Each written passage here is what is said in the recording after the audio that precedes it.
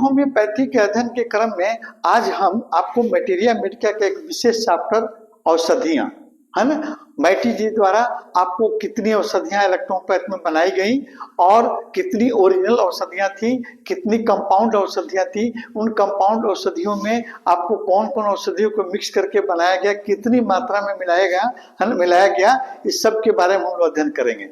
तो सबसे पहले इसको कई पार्ट में हम बांट कर बनाएंगे ताकि आसानी से इसको आप समझ सकें, है ना। आप जानते हैं कि मैटी साहब के द्वारा आपको सबसे पहले 38 औषधियों का आविष्कार किया गया, जो आपको मूल रूप से 38 औषधियां थी, जो आपको 32 गोलियों के फॉर्म में थी और 6 तरल रूप में थी, है ना। उसके बाद में आपको मैटी जी द्वारा आपको उनके सहयोगी द्वारा कुछ कंपाउंड औषधियों का आविष्कार किया गया, है ना, जो संख्या में 22 यानी 22 थी। तो 22 और 38 को मिक्स कर दीजिए तो आपका मूल औषधि 38 और 22 आपको कंपाउंड दोनों मिलकर 60 औषधियां बनी, जो 60 औषधियों से हम आज तक ट्रीटमेंट करते आए हैं। लेकिन आज कुछ भारतीय चिकित्सकों द्वारा आपको कुछ और नई कंपाउंड रेमेडी का आविष्कार किया गया, जैसे डॉक्टर सीडी मिश्रा प्रभाकर द्वारा आपको कई औषधि जैसे ए ग्रुप की A4 और A5 और वेन ग्रुप में वेन 6, अब एस ग्रुप में एस तरह का आविष्कार किया गया।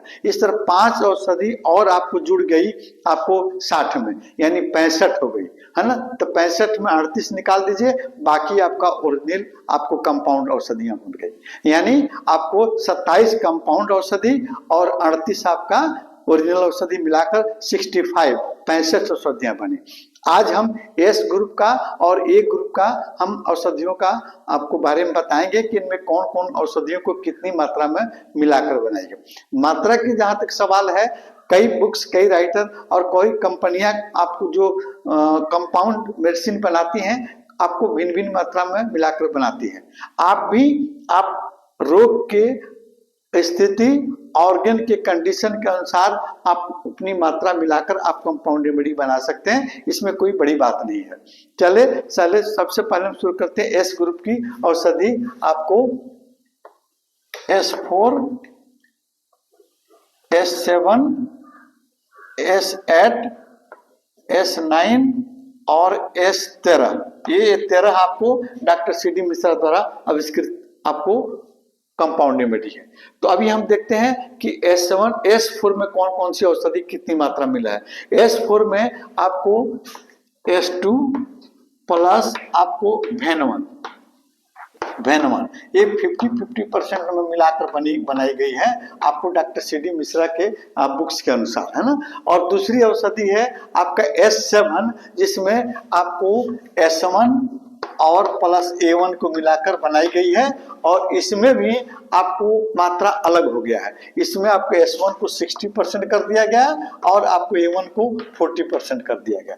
ए सेट में आपका S1 मिला है और प्लस A3 मिला हुआ है, हम दोनों को 50% में मिलाया गया है ना। 50% मिलाकर ये ऐसे टॉनिक के रूप में कार्य करती है आपका S8, है ना। और चौथी मेडिसिन है S9। S9 में आपको मिलाया गया है 2 औषधि S5 और F1, है ना। S5 और प्लस F1, है ना। जो S5 जो है आपको इसका भी आपको इक्वल क्वांटिटी में 50% में आपको मिलाकर बनाया गया है ना। अब आपको S13 देख लीजिए। S13 में 4 औषधि आपको डॉक्टर सीडी मिश्रा प्रभाकर द्वारा मिलाया गया है और भिन्न भिन्न मात्रा में मिलाया गया है। और ये औषधि जो है आपके शुगर रोग के लिए सबसे बेहतरीन मानी जाती है। मॉडर्न आपको युग में जो शुगर जो आपको इतना फैला हुआ है, आज शुगर पर S13 से आप काफी लाभ पा सकते हैं, है ना। देखिए इसमें मिला हुआ है पहले नंबर में S6, है ना, और दूसरे नंबर में आपको है F1, है ना। S6 और F1 और WE और C17 प्लस WE और आपको प्लस C17। अब देखिए कितने कितने मात्रा प्रभाकर जी द्वारा इसमें डाला गया है। 35 पार्ट्स आपको S6 का, है ना, और F1 का आपको 30 पार्ट्स, F1 का 30 भाग और WE का 30 भाग और C17 का 5 भाग, है ना, मिलाकर आपको S13 को बनाया गया, है ना। ये आपका हो गया एस ग्रुप के कंपाउंड रेमेडीज, है ना। और कौन कौन कैसे मिलाकर बनाया गया आपने देखा।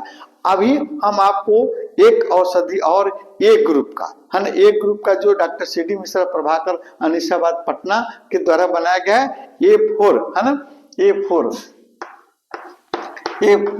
इसमें आपको A1 प्लस आपको B को मिलाया गया है ना, जिसमें आपको A1 की मात्रा 10% है और B की मात्रा 90% है। उसी तरह आपका A5 है ना, A5 में A3 और प्लस आपको B को मिलाया गया है ना, B को मिलाया गया। A3 आपको 10% है और B आपको 90% है ना।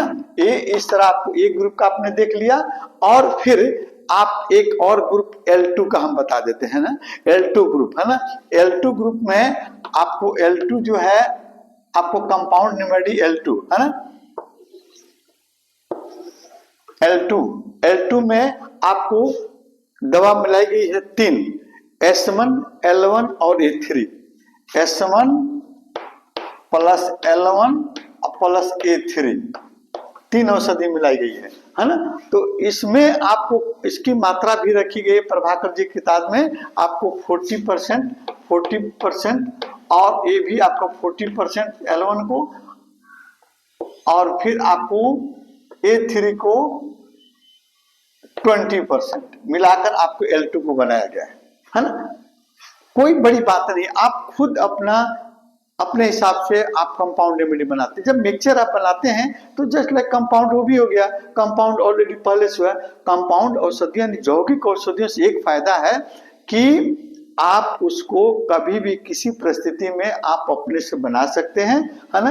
कोई कंपनी वालों पर डिपेंड नहीं रहना है। आप अपने बुद्धि विवेक से जहां देखिए कि किस ऑर्गन की कितनी मेडिसिन की आवश्यकता है ना, उसको मिक्स कर, जैसे मिक्सचर आप बनाते हैं, मिक्सचर तो कभी कभी इक्वल क्वांटिटी में भी बनाते हैं और कभी कभी जो है उसकी मात्रा कम बेश भी करते हैं, है ना। और आपको इन्हीं यौगिक औषधियों में ये बोला गया है कि नहीं, इसका आप मिक्सचर, आपका मतलब इसका डाइल्यूशन नहीं हो सकता। नहीं, नए रिसर्च में देखिए, जो आप मिक्सचर बनाते हैं क्या उसको डाइल्यूट करते हैं कि नहीं। कभी कभी आप देते हैं कि 1 चम्मच आप फर्स्ट डाइल्यूशन से निकालिए और 2 कप में डाल दीजिए, है ना। तो फिर 2 कप में आपने डाल दिया तो क्या वो डाइल्यूट हुआ कि नहीं, है ना। 2 कप में से फिर आपने एक चम्मच निकालिए दवा, तीसरे आप 3 कप में डाल दीजिए, तो वो आपको डाइल्यूशन की मात्रा बढ़ती गई उसमें आपको औषधियों की मॉलिक्यूल्स की संख्या कम होती गई, बढ़ती गई उसकी डाइल्यूशन, है ना। तो आप इन कंपाउंड औषधियों को क्यों नहीं डाइल्यूशन बना सकते हैं। आप इन कंपाउंड औषधियों का भी डाइल्यूट करके देखिए, बहुत अच्छा रिजल्ट मिलता है। हम अपने प्रैक्टिस में कई कंपाउंड औषधियों को डाइल्यूट करके आपको लाभ लेते हैं। अगले वीडियो में फिर हम आपको बाकी जो औषधियां आपको C ग्रुप और भेन ग्रुप, P ग्रुप के बारे में बता देते हैं। आगे वीडियो।